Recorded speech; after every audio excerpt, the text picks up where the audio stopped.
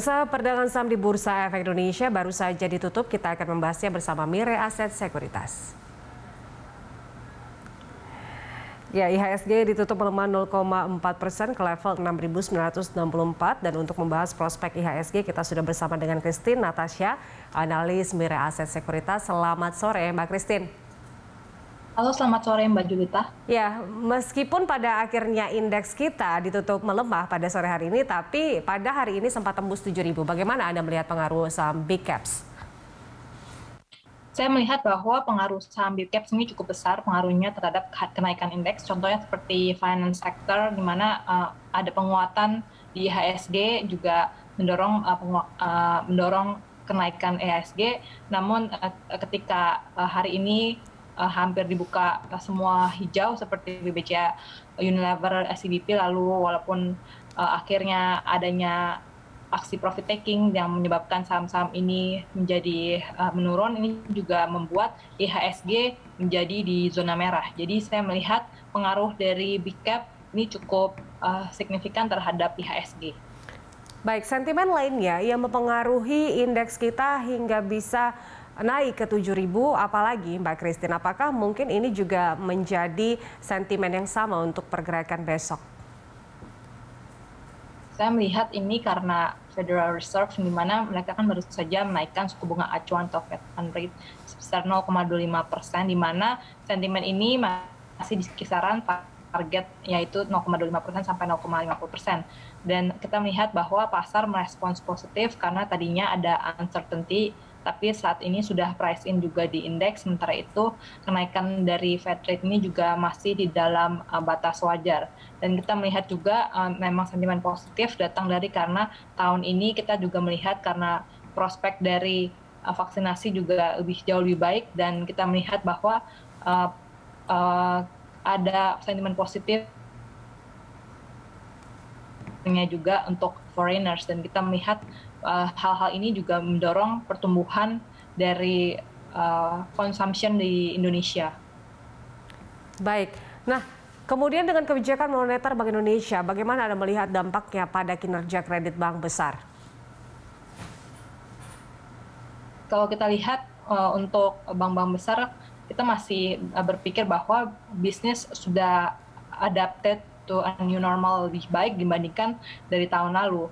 Jadi kita lihat dari channel cek kita dari beberapa perusahaan manufacturing terakhir kali itu masih menunjukkan hasil yang cukup baik, dan kita masih melihat bahwa untuk kredit atau loan growth untuk tahun ini juga masih akan baik, di mana untuk loan growth kita estimasi akan bertumbuh secara double digit di tahun 2022. Ini dibandingkan dengan estimasi daripada BI ini masih slightly lebih tinggi dibandingkan estimasi. Jadi secara overall kita lihat bank-bank under our coverage atau under Mirae Asset punya coverage masih di dalam posisi yang baik untuk mengcapture potensi kenaikan dari loan demand di tahun 2022. Jadi kita melihat bahwa secara keseluruhan, jadi keempat bank di bawah coverage Mirae juga masih berada dalam posisi yang terbaik untuk menangkap potensi kenaikan permintaan pinjaman pada tahun 2022. Baik. Artinya memang potensi untuk kenaikan pinjaman ini masih ada dan masih tinggi untuk tahun ini. Nah, Mbak Christine, bank besar ini kan targetkan kredit lebih tinggi tahun ini, itu sudah pasti. Bagaimana dampaknya pada pendapatan seperti BRI hingga BCA?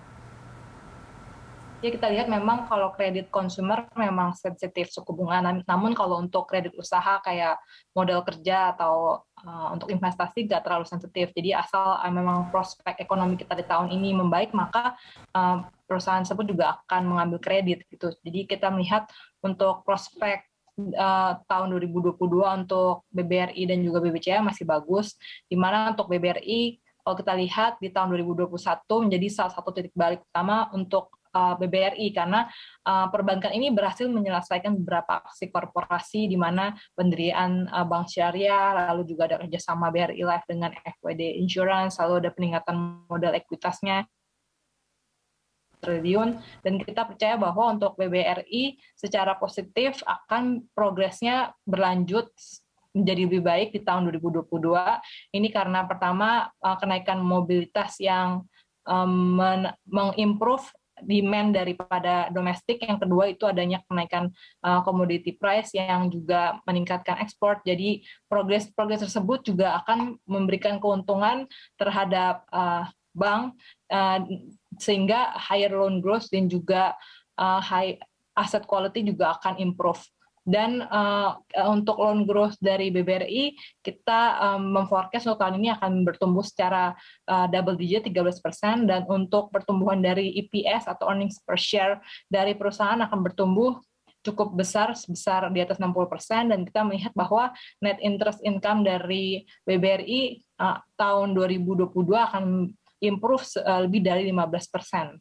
Sedangkan untuk BBCA kita juga masih maintain untuk loan growth forecast untuk tahun ini sebesar 12%, masih double digit juga. Kita melihat bahwa mengingat likuiditas dari BBCA yang masih cukup, di mana LDR-nya itu mencapai 65,3% dan juga kasa yang terdiri dari 78,6% itu deposit, kita yakin bahwa BBCA juga masih akan terus berkembang di tengah potensi kenaikan suku bunga. Karena sebagian besar pemilik deposito tidak terlalu sensitif terhadap perubahan suku bunga. Untuk BBCA, kita melihat adanya potensi kenaikan EPS yang masih double digit walaupun di bawah BBRI. Jadi EPS growth untuk BBCA, Mirae Asset memproyeksikan naik sebesar 17,7%, di mana pertumbuhan untuk net interest income atau pendapatan interest income-nya itu sebesar 9% year on year di tahun 2022. Baik. Nah, ini berbicara soal BBCA, Mbak Christine, dengan likuiditasnya yang masih relatif positif hingga saat ini. Bagaimana Anda merekomendasikan saham BBCA ini untuk situasi sekarang? Untuk BBCA, untuk situasi sekarang kita merekomendasikan secara teknikal itu adalah trading buy. Namun untuk target price fundamental kita saat ini di 8.400 untuk BBCA. Nah, kalau kita lihat pada hari ini memang untuk beberapa saham itu masih meningkat harga sahamnya hari ini, Mbak Christine. Bagaimana prediksi untuk besok?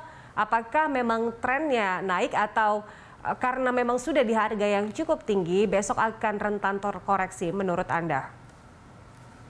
Saya melihat besok akan berkonsolidasi dan rentang terkoreksi karena setelah menembus 7.000 pastinya kita masih membutuhkan sentimen atau katalis baru untuk mendongkrak IHSG lebih lanjut, di mana saat ini kita masih menantikan beberapa emiten punya laporan keuangan fourth quarter dan juga first quarter 2022 yang belum dirilis. Jika nanti ketika rilis dari laporan keuangan tersebut ternyata lebih baik daripada estimasi, kita melihat IHSG akan berlanjut penguatannya.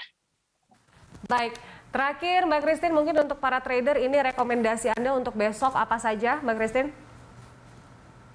Saat ini kita menyukai INKP, lalu Tekim, lalu SMDR, lalu kita juga menyukai saham-saham retailer seperti MAPI dan juga LPPF. Baik, itu dia rekomendasinya untuk besok bisa dicermati oleh para trader dan investor. Terima kasih Mbak Christine untuk informasinya. Christine Natasha, Mirae Asset Sekuritas. Pemirsa, closing market akan kembali usai jeda.